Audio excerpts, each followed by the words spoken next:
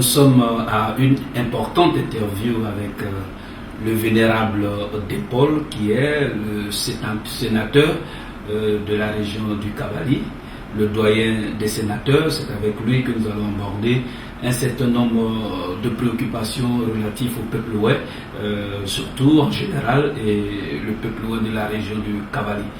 Vénérable, nous voulons d'abord vous dire merci pour la disponibilité que vous avez eue avec nous malgré vos nombreuses occupations d'aujourd'hui. Nous voudrions, avant d'entrer dans le vif du sujet, vous laisser d'abord la parole, vous adresser au ouai avec vos salutations, et comme nous sommes sur une chaîne de web, vous allez le faire vraiment en ouai. Bien sûr. Merci beaucoup. Je suis heureux ce matin de vous accueillir ici chez moi. Et comme vous l'avez dit, d'abord je me présente. Vous m'avez déjà présenté, c'est vrai. Dépol, sénateur de la République, élu dans la région du Cavally. Je suis le doyen des élus du Cavally, la région du Cavally, et doyen des sénateurs du Cavally. Nous sommes deux. Je suis avec mon jeune frère Keyi Edouard, qui est originaire du département de Bleu-Lequin. Donc à tous nos parents, je vais m'adresser d'abord à eux. En ouai. C'est ça. Bon, à moi, bien un poisset. Poisset. Moi, je veux mon Dépol. On veut être taillé. On veut être dans la sous-préfecture des Alliés. Donc, c'est un point. Nous avons dit élection aussi. Mais élection aussi, il y a un moyen de territoire. Zaire est à mon mondial. Nous avons clairé encore du moins moins web loadia. Car web loadia n'est pas. Et nous avons des liens et Cosmo. Même des Youpougon, et nous en 2011, nous avons des gens qui ont été donc c'est simple. Merci beaucoup, Vénérable. Notre première préoccupation. Vénérable, avant que vous ne soyez sénateur de la République de Côte d'Ivoire, vous avez occupé certaines fonctions politiques dans la région du Cavally. Alors, est-ce que le sénateur peut nous donner les différentes fonctions qui ont été occupées afin de mieux connaître notre sénateur de la République? Merci beaucoup. Je vous disais que je suis né à Taï. Taï qui est une ville de l'ouest de la Côte d'Ivoire. La ville de Taï est à 800 mètres du Cavally, tout proche de Libéria donc, et originaire donc de la sous-préfecture des Alliés. J'avoue que avant d'être homme politique, j'ai été fonctionnaire de l'État de Côte d'Ivoire, ingénieur des techniques de santé. Donc j'ai parcouru toute la Côte d'Ivoire jusqu'à l'année 96 où j'ai embrassé la politique. Et donc j'ai été d'abord conseiller municipal à Taï de 96 en 2001. Et pendant ce mandat, j'ai été élu député à l'Assemblée nationale en 2000, précisément le 10 décembre 2000. Et donc je suis resté à l'Assemblée nationale jusqu'en 2016. Donc en décembre 2016, je suis sorti de l'Assemblée nationale. Non pas que j'ai fait échec à une élection, mais je n'ai pas été représenté aux élections de 2016.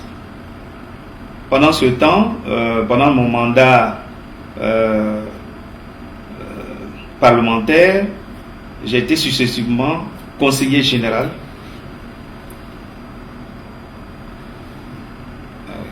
conseiller régional, d'abord conseiller général de 2002 à 2013 et conseiller régional de 2013 à 2018. Et en 2018, j'ai été élu sénateur de la République, précisément le 24 mars à Guiglo.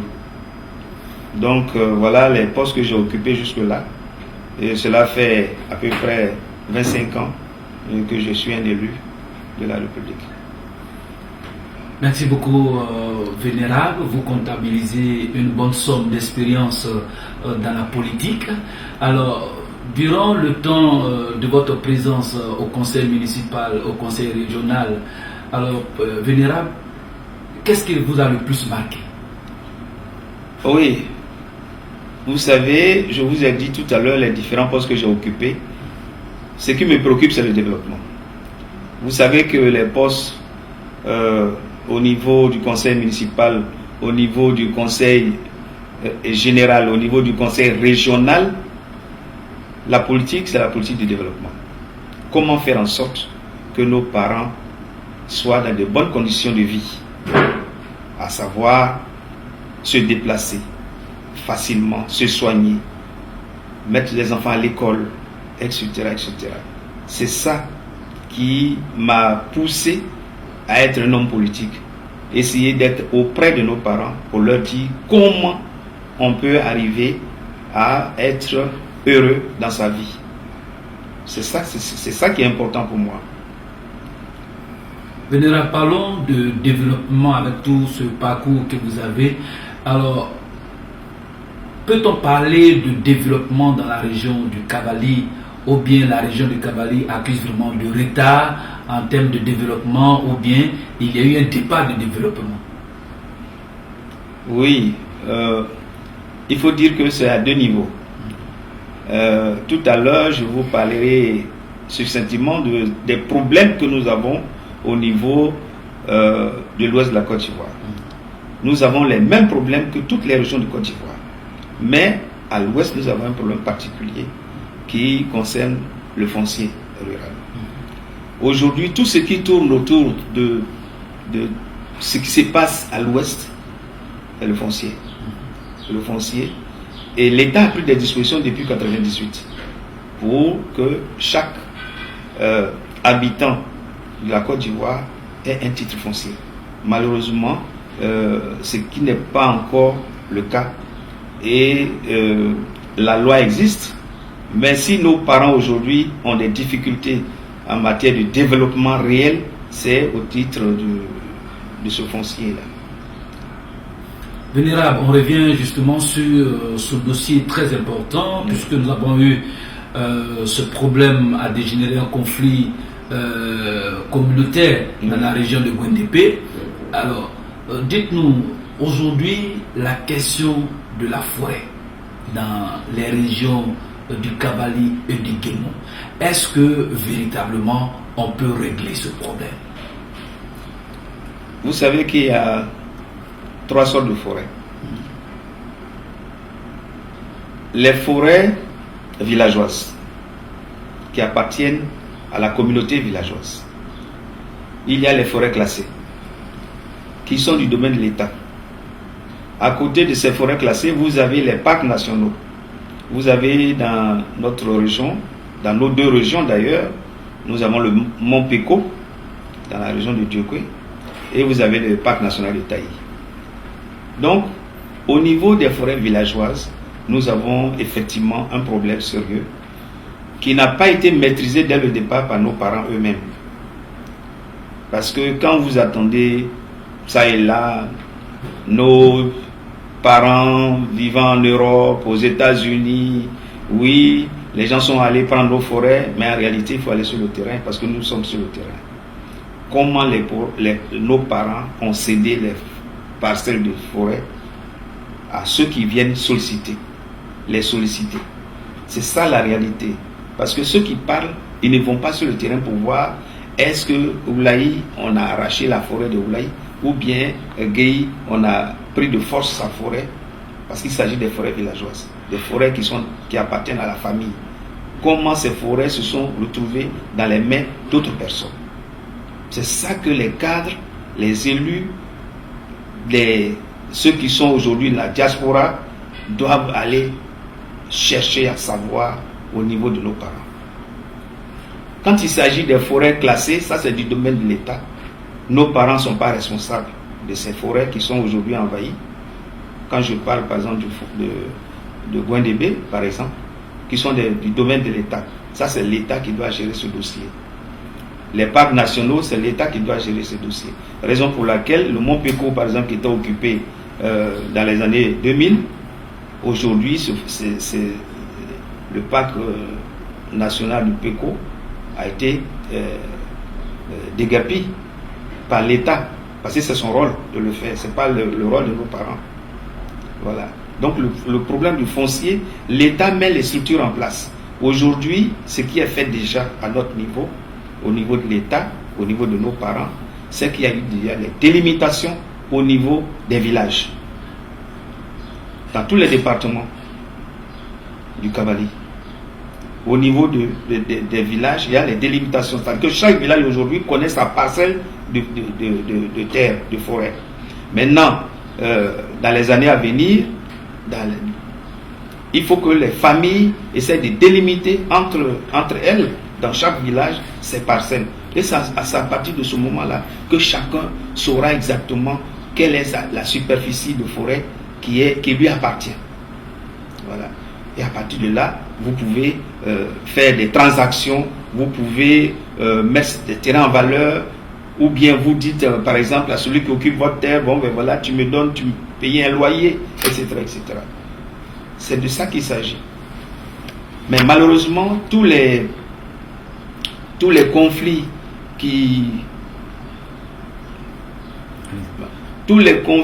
aujourd'hui chez nous font allusion au foncier. Parce que quand quelque chose se passe en Côte d'Ivoire, à l'ouest, ça prend une autre tournure. Parce qu'il y a les problèmes de forêt, de terre. C'est ça qui pose problème chez nous. Malheureusement. Sinon, nous avons les mêmes problèmes de développement avec les autres régions de Côte d'Ivoire. Vénérable, les terres ont été quasiment vendues à des étrangers qui se retrouvent aujourd'hui dans la forêt, dans nos différentes forêts. Comment, selon vous, peut-on amener l'étranger à remettre la partie qu'il a achetée aux mains de nos parents sans qu'il ne soit remboursé?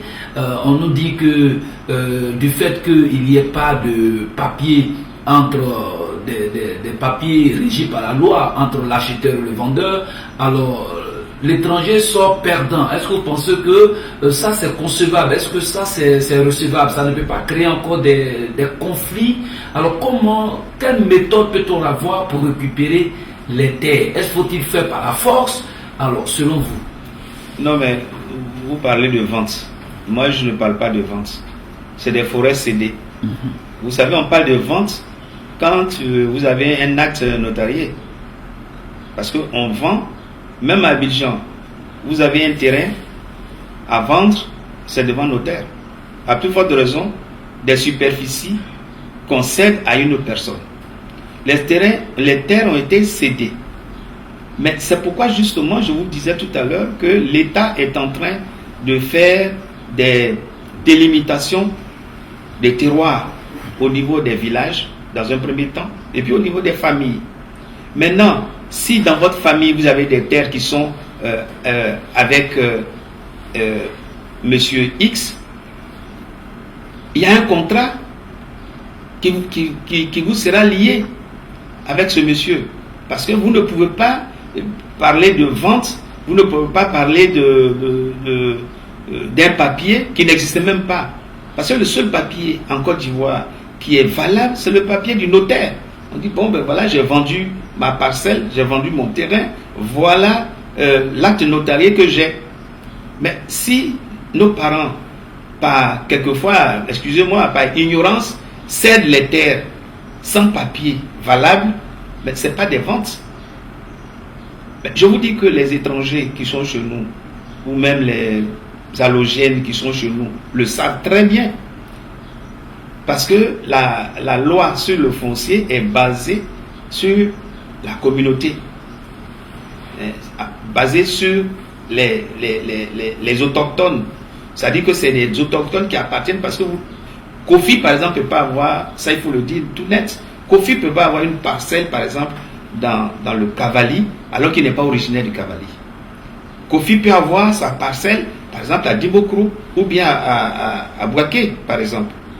Là, ses parents sont propriétaires terriens. Mais les propriétaires terriens de l'Ouest sont des autochtones de l'Ouest. Et là, le problème ne va pas se poser. C'est pourquoi l'État est en train de travailler, mais malheureusement, l'État a donné un délai encore pour amener nos parents à délimiter leurs terres. C'est jusqu'en 2023. Parce que nous avons, quand nous étions à l'Assemblée nationale déjà, nous avons fait un amendement, parce que c'est de 10 ans à 10 ans. Bon, c'est jusqu'en 2023. L'État va demander encore aux parents s'ils sont prêts. Malheureusement, les délimitations ont traîné un peu, et ça coûte cher aussi. Avec les géomètres, ça coûte cher. Donc, je crois que la question que vous avez posée, je crois que ça va traîner encore pendant quelques années. Nos parents, il faut qu'on leur donne des moyens pour payer la délimitation au niveau des familles, parce que pour les délimitations au niveau des villages, c'est l'État qui a payé. L'État a payé avec les bailleurs extérieurs pour nous aider. Mais maintenant, nos parents ils doivent être plus conscients, parce que si vous avez un étranger, un allogène dans votre parcelle, il faut déjà l'identifier. Voilà une piste. Mais ne soyez pas à Abidjan, à Paris, etc. pour dire oui, les gens ont pris nos terres. Venez sur place pour voir exactement qu'est-ce qui s'est passé entre nos parents, le bail qu'ils ont signé entre nos parents et eux.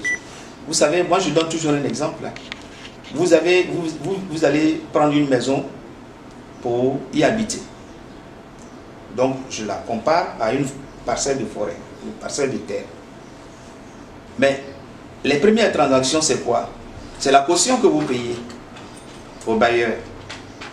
Vous dites au bailleur, bon, je veux votre maison. Et vous dites, bon, la maison, c'est 200 000 francs.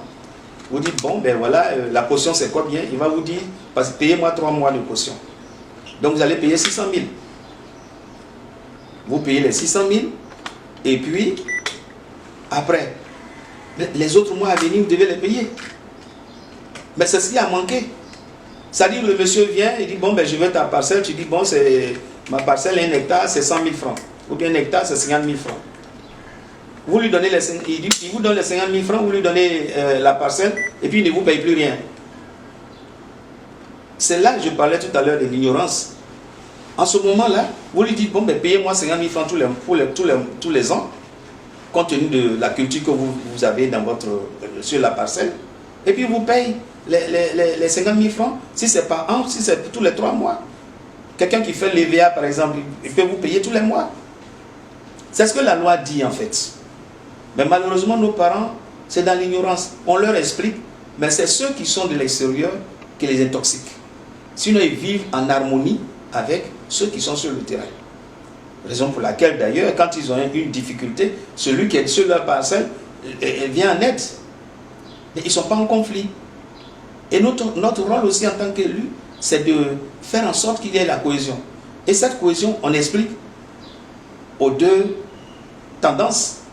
C'est-à-dire celui qui est propriétaire terrien et celui qui occupe la parcelle. On leur dit, bon, voilà, vous êtes des frères, entendez-vous. Mais la loi, c'est la location, en réalité. Mais malheureusement, tout le monde est ignorant.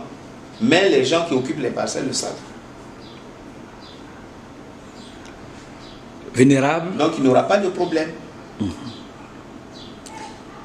Vénérable, nous sortons des élections. Les élections passées, surpassées les élections précédentes, on a connu des morts dans la région du Guémon et du Cavali. Cette année, on n'en a pas compté. Alors, qu'est-ce qui explique cela? Oui. Merci. Je crois qu'il y a eu quelques soubresauts dans la région du Guémon. Mais dans le Cavali, quand même, nous avons eu la chance d'éviter cela. Même dans la région du Guémon, il n'y a pas eu de mort. Il n'y a pas eu de mort d'homme, à part quelques accidents créés par des véhicules brûlés, à Bangolo, je me rappelle. Mais nous avons une équipe à Guiglo, dans le Cavali, avec Madame la ministre Anou, qui a bien voulu nous mettre ensemble pour sensibiliser la population, surtout la jeunesse. Et vous me donnez l'occasion de saluer la jeunesse. La jeunesse, toutes tendances confondues. Ce n'est pas la jeunesse d'un parti politique seulement, mais toute la jeunesse au niveau du Kavali s'est mise ensemble pour sensibiliser de tous les Pleux jusqu'à Taï pour qu'il n'y ait pas de dérapage avant, pendant et après. Et aujourd'hui, nous faisons partie des départements, des régions qui n'ont pas été cités par le président de la République dans le boycott exagéré, je veux dire. Mais nous faisons partie des zones où les élections quand même ont eu lieu, malgré quelques incidents ça et là, mais en tout cas ça s'est bien passé. Mais c'est la sensibilisation, c'est la jeunesse d'abord qu'il faut saluer. C'est la jeunesse qui a commencé à comprendre, la jeunesse qui se dit que c'est pour elle que nous sommes encore en politique. C'est cette jeunesse qui sait que l'avenir de la Côte d'Ivoire, c'est elle. Donc la jeunesse a compris. La jeunesse, à notre sens, n'a pas été manipulée autrement. Parce qu'en 2011, vous savez ce qui s'est passé. Des jeunes gens qui n'ont jamais tenu un revolver avec des calaches. Et ça a posé problème dans notre région. Et cette fois-ci, nous avons demandé à notre jeunesse de se mettre ensemble, tout en confondu, de se mettre vraiment à la disposition de l'État de Côte d'Ivoire. Parce que vous ne pouvez pas combattre l'État pendant que vous avez besoin de développer votre région. Et c'est ce qui a fait que la région de l'Ouest, cette année, a été calme. C'est le baromètre. Parce que quand je suis sorti de là, hier, avant-hier, on était tous ensemble, les élus que nous sommes, les sénateurs, ils ont dit « Ah, mais vraiment, on a eu peur pour l'Ouest, mais cette fois-ci, l'Ouest nous a vraiment agréablement surpris. » Parce que tout le monde regardait du côté ouest. Et malheureusement, c'est du côté centre, c'est le côté sud que les gens ont vu cette année, et non le côté ouest. Et donc là encore, tout à l'heure, ce que je disais en langue ouest, j'en profite pour dire que vraiment, à tous les cadres de l'Ouest, à tous les jeunes de l'Ouest, vraiment, je leur dis vraiment grand merci. Grand merci parce que nous avons besoin du développement. Grand merci parce que nous avons besoin d'être comme les autres aussi. Nous avons besoin de routes, nous avons besoin d'eau, nous avons besoin d'électricité. Nous avons besoin vraiment de beaucoup de collèges pour éduquer nos enfants, pour former nos enfants. Et donc, je crois que la jeunesse a compris. C'est pourquoi vous avez constaté qu'effectivement, il y a eu du calme. Même après les résultats, vous avez vu, il y a du calme. Moi, je suis resté sur place à Taï. Contrairement à ce que les gens disent, je suis resté à Taï depuis le 31 octobre, après les élections. Je suis resté à Taï pendant 12 jours. Je suis parti de Taï le 12 novembre. La zone était calme. Nous sommes venus jusqu'à Abidjan sans problème. Je suis même passé par Gagnoa sans problème. Ça veut dire que la Côte d'Ivoire commence à renaître. Vénérable, vous avez été député. D'abord, au niveau des deux chambres du Parlement, parce que les deux sont au Parlement. Que vous soyez député, que vous soyez sénateur, vous êtes parlementaire. Mais la différence, c'est que le Sénat représente les collectivités territoriales. Le sénateur vote les lois. Je vous disais tout à l'heure qu'aujourd'hui, depuis 2 jours, les députés sont en train de voter la loi des finances. Après, ce projet vient au Sénat. Les projets de loi font la navette entre le Sénat et l'Assemblée nationale. Il y a des lois qui passent à l'Assemblée nationale et qui viennent en deuxième lecture au Sénat. Il y a certaines lois aussi qui commencent par le Sénat et la deuxième lecture à l'Assemblée nationale. Donc ça fait la navette. Mais la spécificité du Sénat, c'est que le Sénat représente les collectivités territoriales et les étrangers qui vivent, les Ivoiriens qui vivent à l'étranger, hors Côte d'Ivoire, sont sous la supervision, c'est-à-dire que le Sénat est leur porte-voix concernant les collectivités territoriales. Je vous ai dit tout à l'heure qu'il y a le conseil régional, le conseil municipal, qui sont représentés au Parlement par les sénateurs. C'est-à-dire que nous voyons ce que le conseil fait, par exemple, sur le terrain. Aujourd'hui, c'est nous qui vérifions si effectivement ce que l'État avait dit et si c'est respecté sur le terrain. Mais le député, lui, vote la loi comme le sénateur, mais après, lui, il ne vérifie pas si effectivement c'est fait sur le terrain. Voilà, c'est pourquoi nous représentons les collectivités territoriales au Parlement de Côte d'Ivoire. Et c'est comme ça partout dans les autres pays. Vénérable, vous êtes sénateur d'une région qui appartient au peuple ouest. Ouais. On dit de ce peuple-là qu'il est un peuple démocrate. Il est un peuple qui aime beaucoup s'opposer. C'est ce qu'on attend généralement. Ouais. Alors, est-ce que vous partagez cet avis que le peuple ouest est un peuple démocrate, un peuple qui s'oppose? Non. La démocratie et l'opposition, c'est différent. Parce qu'on peut être démocrate sans être opposant. Mais on est opposant surtout quand on est syndicaliste. C'est-à-dire que quand c'est bon, le guerrier dit que c'est bon. Mais quand c'est pas bon, il te dit que c'est pas bon. Ça, c'est différent du syndicalisme. C'est-à-dire que le syndicalisme, lui, c'est ce qu'il fait qui est bon. Mais je ne pense pas. Je pense pas. Je crois qu'avant, ça existait, mais maintenant, je ne pense pas. Les Ouest, comme je l'ai dit, les Ouest commencent à comprendre que le développement est encore devant nous. Et il ne faut pas les stigmatiser parce que c'est ça aussi. C'est ça aussi. Parce qu'il y a des gens qui travaillent dans ce sens-là, effectivement, dans le sens, c'est-à-dire s'opposer, même si c'est bon, on dit que ce n'est pas bon. Mais je crois qu'il y a beaucoup qui commencent à comprendre. Et nos parents ont commencé à comprendre qu'effectivement, on a besoin de développer notre pays. Mais c'est pour ça, justement, c'est ce qu'il faut déplorer aussi. C'est ce qu'il faut déplorer. Soyons pas très opposants. Parce que vous êtes opposés, mais demain, ça sera votre tour. Et vous savez que l'Ouest aussi a déjà dirigé ce pays-là. Il ne faut pas qu'on se... L'Ouest a déjà dirigé ce pays-là. On a vu ce que ça donnait aussi. Donc, je crois que dans tout, il faut être modéré, en fait. Il faut être modéré. Et donc, je crois que les gens ont commencé à comprendre que la politique aussi, c'est ça. Et moi, j'ai toujours donné une image. J'ai donné une image, je reviens là-dessus souvent.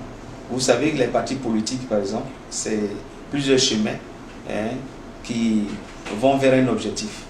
Vous pouvez être un parti X, Y, Z, mais l'objectif de votre démarche, c'est arriver à un seul but, celui de bien-être de la population. Et donc tous les partis qui se battent aussi, c'est pour ça. Mais donc, il ne faut pas lancer l'opprobre sur un tel parti, parce que vous n'êtes pas dedans. Bon, ce qu'il faut faire, la démarche, c'est de faire en sorte que, bon, qu'est-ce que je peux faire pour intéresser la population? C'est comme au niveau local. Si vous voulez être député, si vous voulez être maire, il faut charmer la population. Il faut proposer aussi des choses à la population. Qu'est-ce que je peux faire pour vous, etc., etc. Que de dire non, celui qui est assis là, non, il ne me plaît pas, sa tête ne me plaît pas, comme c'est souvent le cas, sa tête ne me plaît pas, donc je veux qu'il saute de là. Bon, c'est ça qui arrive souvent chez nous. Lève-toi, je vais m'asseoir. C'est ça aussi. Et c'est ça. Sinon, effectivement, nous sommes démocrates. Pays ouais, nous sommes démocrates.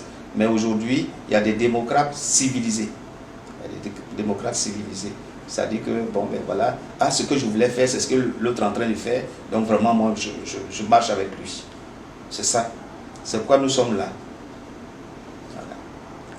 Vénérable, on entend dire dans la région, dans les deux régions, que pendant les 10 ans de mandat du président Alassane Ouattara, les régions du Guémon et du Kabali ont été négligées en termes de développement. Et par moments, certains disent que les autres régions, le chef de l'État a plus concentré tout le développement là-bas et l'Ouest a été vraiment négligé. Alors vous, votre constat? Vous parlez de 10 ans, allez-y un peu en arrière. Hein, comme je vous disais tout à l'heure, je suis élu depuis les années avant 2000. Donc, il faut voir qu'il y a quand même une évolution. Jusqu'en 2010, l'électrification de nos villages s'arrêtait à Guessabo. À Guessabo. À partir de Dibobli, il n'y avait pas de lampadaire. D'accord? À partir de Dibobli, là, vous ne voyez pas de lampadaire jusqu'à Dieukwé, à part les villes de Dieukwé, de Diglo, etc., etc. Quelques rares villages avaient l'électricité à l'époque. Et ça datait de longtemps. Hein, le temps des doyens Didibo, le Keïbou Guinard, etc., etc. Mais à partir de 2011, quand même, il y a une évolution. Dans le Cavalier, vous êtes votre zone déjà a été bitumée. De Bleulequin à tout le Pleu. Vous passez maintenant sur le bitume. Voilà, au moins, c'est votre village. Au moins, vous passez sur le bitume, ce qui n'existait pas. Vous avez vu aussi que la plupart des villages de Bleulequin sont électrifiés. Maintenant. De même, les villages de Diglo sont électrifiés. Quand vous quittez Diglo pour aller à Taï, jusqu'à Zagné, au moins, tous les villages sont électrifiés. Moi, je dis qu'il y a une avancée. Aujourd'hui, tous les villages, on attend la connexion de Taï. Tout le département de Taï sera connecté très bientôt, d'ici le mois de janvier-février. Là, au moins, c'est une évolution. Vous avez le pont du Zoo dont les travaux sont lancés. Ça aussi, c'est une évolution. Tout ceci existait depuis des années et des années. Donc, vous savez, le développement, c'est un processus de longue haleine. Je reconnais qu'effectivement, beaucoup de choses se sont passées dans plusieurs régions. Mais en même temps, il faut qu'on accepte ce développement-là. Il ne faut pas repousser. Je me rappelle une année où des parents même ont refusé une ambulance à l'époque. Parce que ça vient de l'autre. C'est des choses qu'il faut arrêter. Il faut qu'on accepte d'aller au développement. C'est pas que l'État délibérément met une région de côté. Mais ce que je voulais vous dire, c'est que la région du Kabali, la région du Kémo, ce sont deux régions qui font partie des régions les plus riches de Côte d'Ivoire. Ça au moins vous le savez. Vous le savez. Nous avons par exemple le sous-sol qui n'est même pas encore touché. Vous avez encore des forêts. Vous avez le parc national qui est le joyau mondial. Vous avez beaucoup de choses dans la région. Le Cavalier qui est imbibé d'or, etc., etc. C'est une région très riche. Mais ce qui manque, c'est la cohésion entre cadres. Qu'est-ce qu'on veut exactement? Qu'est-ce qu'on veut faire de notre région? Les palabres inutiles entre nous, je ne pense pas que ça puisse nous avancer. Nous avons des projets dans notre région, qu'on se mette ensemble pour aller de l'avant. Mais voulez-vous parler de développement? Le développement, il est pluriel. L'État fait sa part, le peuple aussi doit faire sa part. Dites-moi aujourd'hui, est-ce qu'il y a des jeunes à Abidjan ici, des jeunes à Abidjan qui se rencontrent aujourd'hui pour dire, bon, aujourd'hui, vraiment, on va tenir une réunion, il faut qu'on s'organise pour aller faire quelque chose chez nous au village. Qu'on se regroupe par village ou bien par canton pour aller faire une plantation, par exemple. Ne serait-ce que du vivrier, etc. Hier, j'ai vu quelqu'un, jeune de Bleulequin, qui fait du vivrier, qui demande une aide, une motopompe. On n'a pas entendu parler des jeunes de Yopougon qui ont cassé, ils n'ont pas dit, des jeunes cassent, mais au moins, on ne parle pas des jeunes qui ont cassé à Yopougon. Ça me fait plaisir. En tant que doyen, ça me fait plaisir. Mais que ces jeunes aujourd'hui s'organisent pour aller à l'ouest, pour travailler. Nous avons encore la chance d'avoir des... C'est parce que ils sont absents que les parents, ils cèdent les terres aux gens. Quand quelqu'un arrive, il demande, il dit, ah oui, bon, mais moi j'ai ma parcelle, elle est libre. C'est parce que les enfants ne sont pas là-bas. Si les enfants étaient aux côtés de leurs parents, ils disent non mais attends, non, mon fils est en train de faire du gombo ici, mon fils est en train de faire l'arachide ici, mon fils est en train de faire du maïs ici, etc. etc. Mais ceux qui sont au village, ils sont vieux. Vous êtes à Abidjan. Il faut aller faire quelque chose. Oui, on a pris nos terres, mais oui, c'est parce que vous étiez absent. Parce que le vieux qui est au village, il n'a jamais été à l'école. Il ne sait pas ce qu'il fait. Voilà. Donc le développement, il est pluriel. Il appartient à tout le monde. L'État met les infrastructures en place, les structures en place. Les structures existent. Les banques sont là. Aujourd'hui, il y a emploi jeune. Moi, j'ai passé tout le temps à Diglo cette année. Le ministre de l'Emploi jeune arrive à Diglo. Il est arrivé à Diglo plusieurs fois.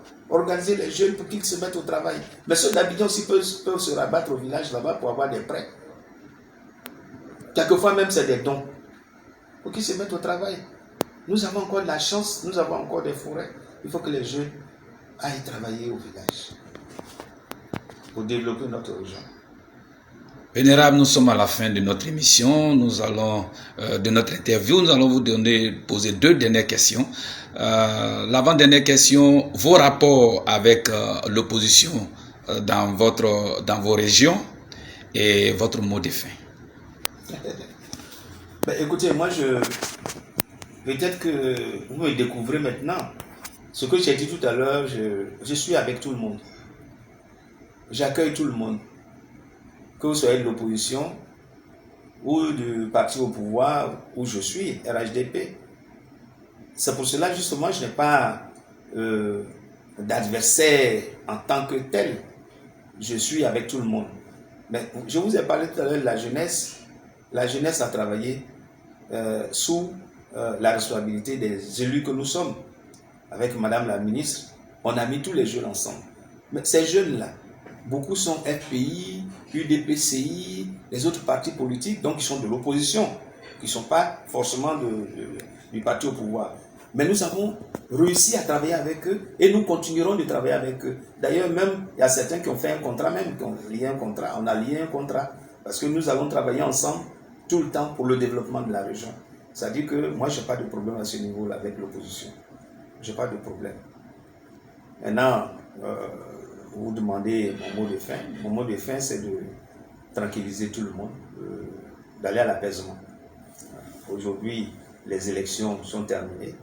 Que vous soyez du parti au pouvoir ou des partis de l'opposition, je crois qu'il faut qu'on se mette ensemble pour travailler. Parce que nos parents attendent que ça. Vous voyez, vous, les parents aussi, c'est à notre image. C'est-à-dire quand les parents voient qu'on est désunis, eux aussi au village, ils commencent à prendre cet aspect-là parce que nous sommes des intellectuels, nous sommes comment on dit, leur torche, comme on le dit. Mais si nous, ici, on se bagarre, mais au village aussi, ils sont perdus. Donc il nous appartient de se mettre ensemble, de travailler ensemble, de faire en sorte qu'on aille de l'avant, avec le respect, parce que chacun a son parti politique.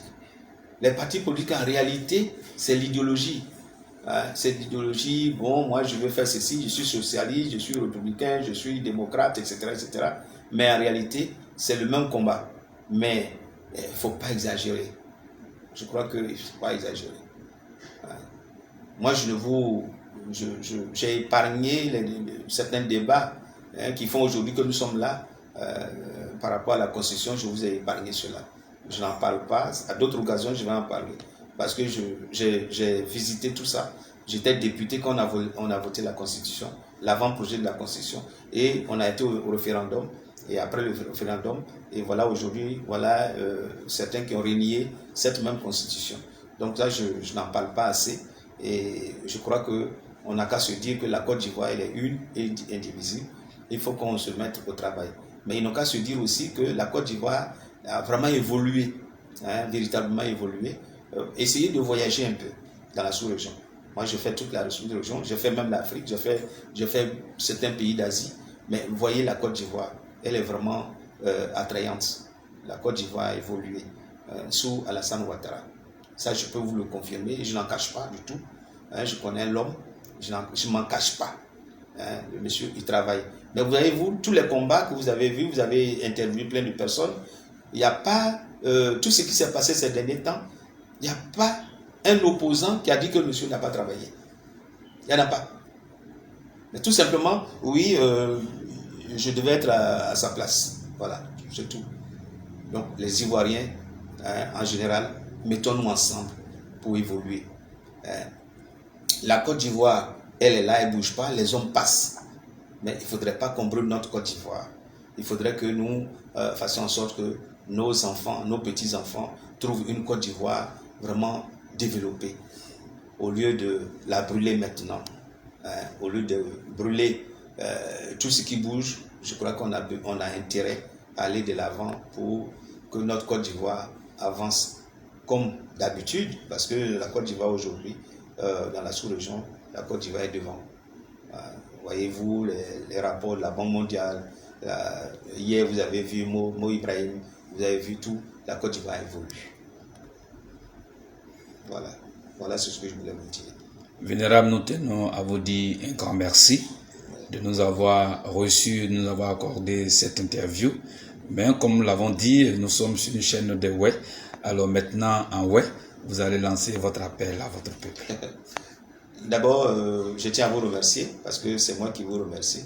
Vous m'avez donné l'occasion ce matin de m'ouvrir un peu, même si je n'ai pas touché certains points qui vous auraient intéressé. Mais je crois que déjà, c'est un premier pas. Comme vous êtes déjà venu ici, à d'autres occasions, je serai disponible à vous recevoir pour échanger. Parce que moi, je suis ouais et je le demeure et je fais tout pour être rassembleur. Voilà, parce qu'il ne faudrait pas qu'on se disperse dans les idées. Il faut qu'on soit ensemble. Ce pays-là nous appartient et puis l'Ouest est très fragile. Parce qu'aujourd'hui, nous avons tout le monde à l'Ouest et quand quelque chose arrive, on dit c'est les Ouai. Donc je crois que les Ouai doivent savoir qu'il faut aller au développement et organiser le développement. Ce n'est pas l'État seul qui organise le développement, c'est nous qui allons organiser le développement. Cela dit, un point que les sèches à ma scène, il y a une bonne télévision, il y a une bonne télévision. Mais on est tout le monde. Enquête, avec les bébés, opposition des gains, parce qu'il y en a un tort, il y en a un tort. Des gens, abli nous point là, on a béavaye, il lui est pas, il est dîné avaye. Mais enquête, à mon opposition dit. À mon avis, des partis RHDP dit à clair à toi, à tout ce que vous à l'eau.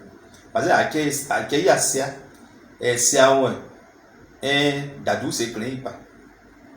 Dès que la dit, d'adou se plaint pas. De la loi, d'adou se dit. Bon non, il y a un bon cla on a doigt. Bon non, un bon cla doigt. Ben c'est mais des mondes du bois, parce que nos implantations de mon quand on est vu. Ake nyuso kula kwaza forcé wanjua nyanyo kula il faut y tout monde à main ben c'est un nous en fondé bladi après des nous en fondé bladi nous en fondé bladi ba nous ya wo bubo wala bon de là enyo ba gwa ino ki yo on mon gros c'est non là des kula de yi ne kula de nous pour aller français que bon, nous avons quoi, nous avons quoi ça. La vérité, nous avons quoi ça. À quel lieu nous avons poé. Donc, Glody, chef de village, nous, à Claire, Glody, chef de village, nous aussi. Il y a Claire, il y a des Glody, nous avons Claire, famille, on est au courant. Est-ce que nous avons aidé, mon si Glody, nous avons aidé de Glody ici? Ouais, pour la passion là, bon, nous en plat, c'est pas vrai. C'est pas vrai. Mon tiers, c'est pas vrai. Nous y a on a nous a yoblé pour la zamale, yobon yobla poplo. Mais azae plo de azae de drudi, azae plo de drudi. appelé Kouan, appelé Denel, à Zedroudi. Nous avons bon, et nous avons appelé Kaenouin. Dit de autour de moi. Et t'as dit en bon. Dans moi, d'où Bocho Goé dans un père. Ou bien Bozon Goé dans un père. Quand nous avons la loi non d'ala. On y a où la place on est en bloqué. De moi, nous avons baillé des absents à Domo. Dans des SN. Nous avons un plo là, un plo baillé, j'aime. Un plo ni un gars baillé, un plo. Non, dia do blood one se adomo. Doa te yo du do sene. Doa boy yo du do sene. Anke. Ai mu dia ya ke sere du de ka. Mo yo dia da no. Nsia. Mais ça va sia quand même. A mungulo. Ake. Kula niae. Non yumblio quand même actuellement. A on se du. Quand on se fait Mali, vous avez un plat comme ça, mais d'où forêt classée, n'a assez déblé. Nous avons forêt classée, nous avons état et oublié. Nous avons forêt classée, nous avons bébé, nous avons forêt de cavalier, nous avons l'état à oublié. Mais nous avons baillé, nous avons mais depuis, il y a un bloc, quand nous sommes il y en a un, au blé de Togo, il y a un gland de Togo, à ce moment. Mon oppo, il y a un bien, il y a un place, on vient vous bouer, il y a un bloc. Au bloc, il y a un bien. Il y a un anglais, un doigt quand Bozongo, il y a un père. Il y a un signé, on se va maintenant. Nous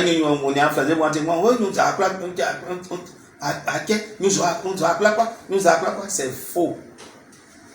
Et là, je profite pour lui dire à la diaspora. La diaspora, là, venez au village pour parler à vos parents. Nous sommes sur place, nous vivons les réalités. Diaspora, en France, là, venez pour sensibiliser ensemble avec nous, les parents.